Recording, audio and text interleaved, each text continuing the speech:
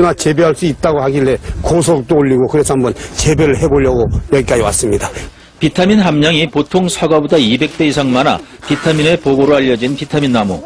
특히 잎과 줄기에 비타민과 항산화 물질이 많아 웰빙 작물로 기대되고 있습니다.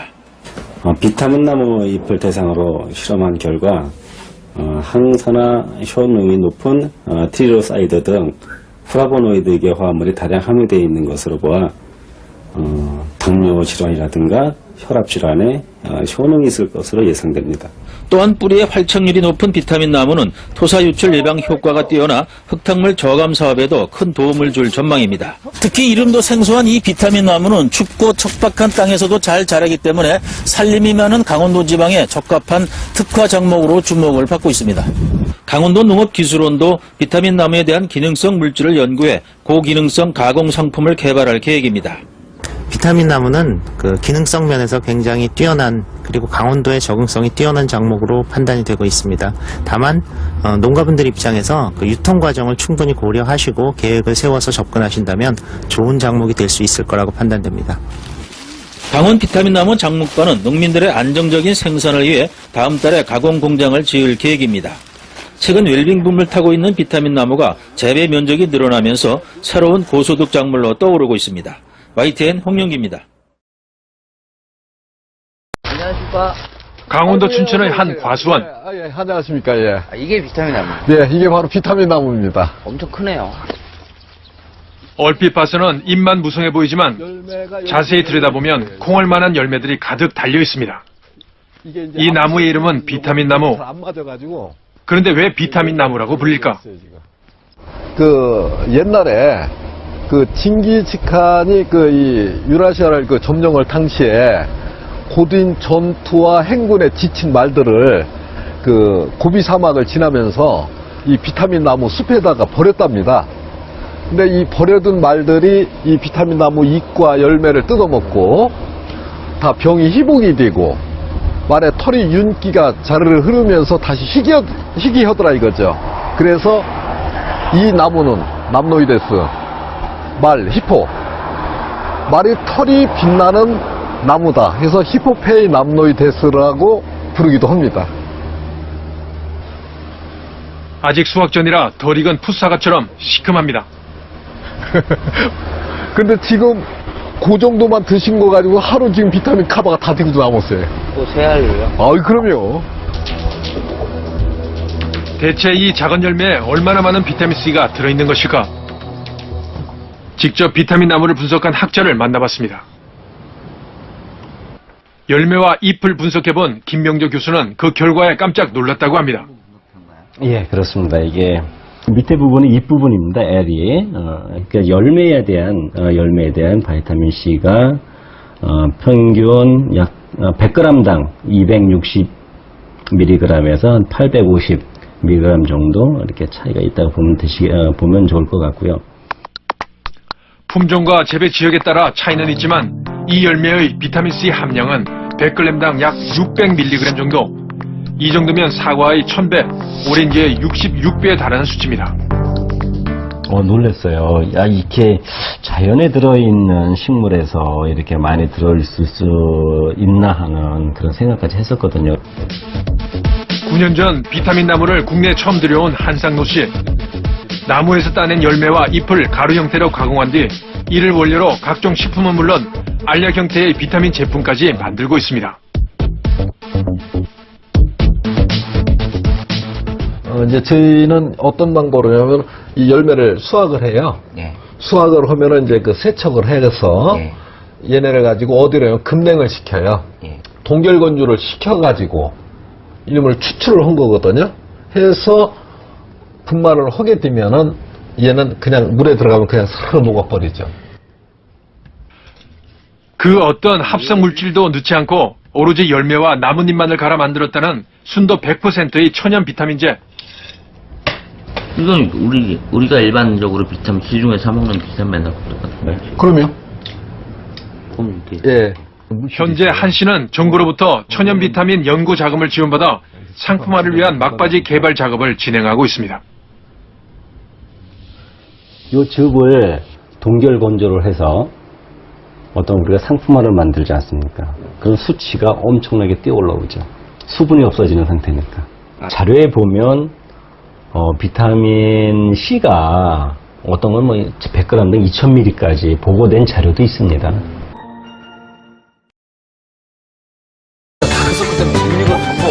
불로장생을 꿈꿨던 진시 황제의 식탁에 전복이 있었고 로마 황제 네로의 식탁에 버섯이 있었다면 실크로드를 정복한 칭기즈칸과 그리고 티베트 승려들에게 명약이 되어준 이것은 전 세계인들의 슈퍼푸드로 주목받고 있는 비타민 나무입니다. 아직 우리에겐 그 이름도 생소한 비타민 나무 어떻게 생겼는지 여러분도 궁금하시죠? 네. 안녕하세요. 안녕하세요. 이게 비타민 나무예요? 예, 이게 말로 듣던 비타민 나무입니다. 이름 따라 비타민이 주렁주렁 달려있을 줄 알았는데 이게 웬걸? 그냥 평범한 나무네요. 그런데 이렇게 딱 봤을 때는요, 일반 다른 나무들하고 별반 달라 보이는 게 없어 보이거든요? 아, 그렇죠. 네. 이 비타민 나무 숨겨진 보물은 이 안에 있죠. 이 열매요? 대박박두! 이것이 바로 비타민 나무의 알알이 숨겨진 보석입니다. 신기하죠? 그쵸? 네. 아니, 오미자 같이 생겼어요, 생긴 게. 그런데 열매가 정말 작네요? 이렇게 딱 보니 얼마나 조그만한지 느낌이 팍 오시죠? 난생 처음 보는 비타민 열매. 과연 그 맛? 써요? 머리부터 발끝까지 전류가 짜르르 흐르는 것이 상상 초월의 신맛이네요. 신맛이요? 그래도 몸에 좋다는데 먹는 게 남는 장사 아니겠어요? 지금 한 서너 알 드셨죠? 네. 예. 바로 이 천연 비타민을 하루 복용량을 다 드신 거예요, 지금.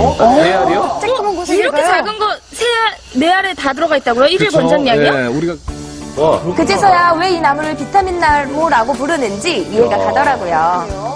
이 작은 열매에 숨겨진 놀라운 효능 덕에요. 중국에서는 국보처럼 귀하게 여겨진다는 비타민 나무. 매서운 추위 속에서도 또 척박한 땅에서도 굳건히 자라는 강한 생명력 덕분에 옛부터 유럽과 몽골, 티베트 등 전 세계 지역에 분포하며 기적의 과일로 불린다는 사실.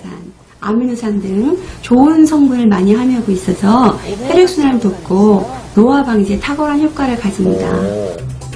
정말 이 작은 열매 안에 이렇게 좋은 성분들이 가득한 걸까요? 슬슬 궁금해지는데요. 그래서 준비했습니다.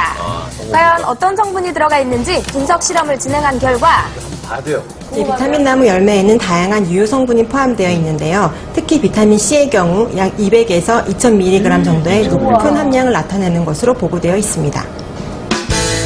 보이시나요? 다른 과일과는 차원이 다른 비타민 C 함량. 비교가 안 되네요. 오렌지보다 10배가 더 많고 사과에 1000배, 그리고 포도에는 무려 2000배나 많은 비타민 C가 함유되어 있는데요.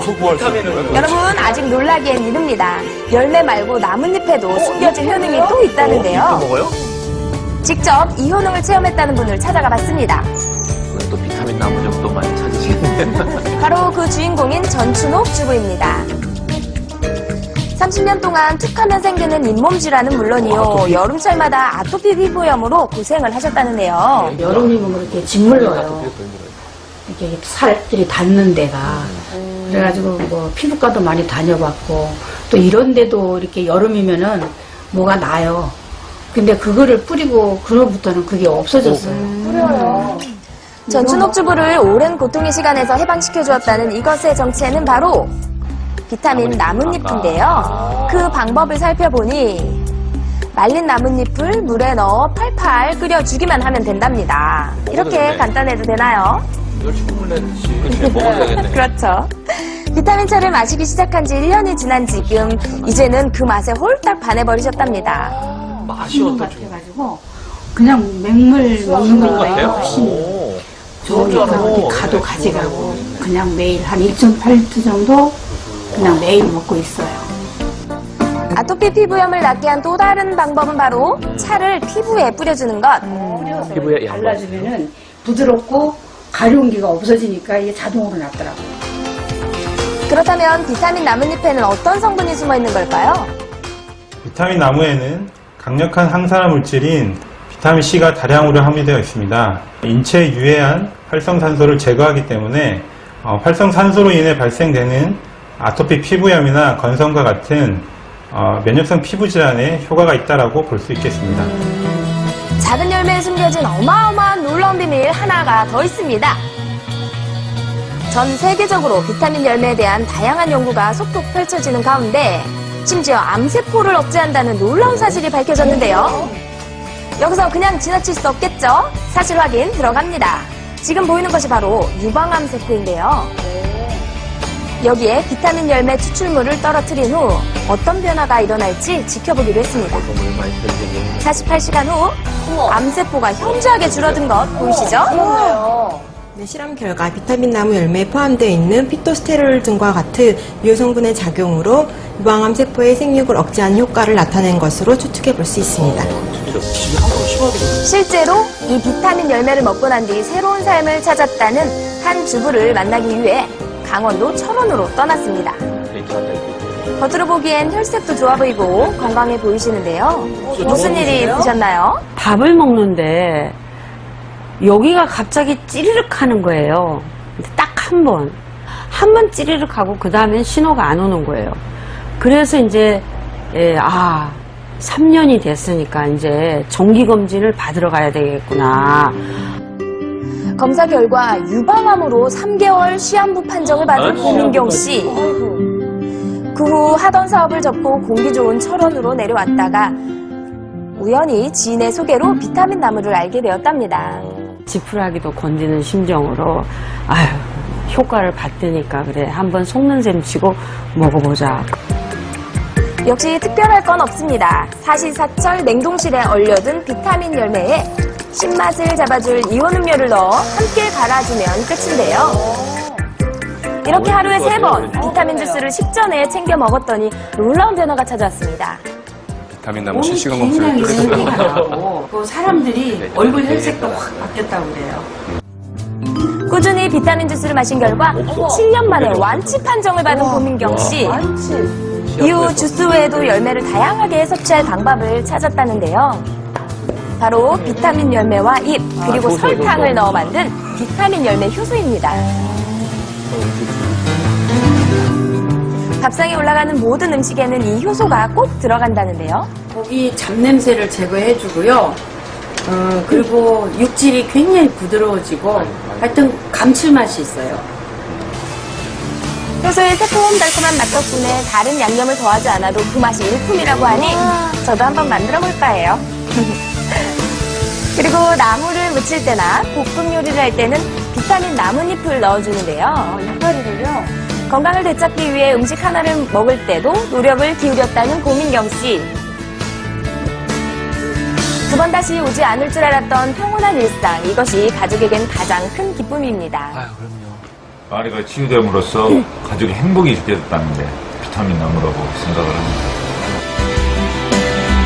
사람이 삶을 살아가는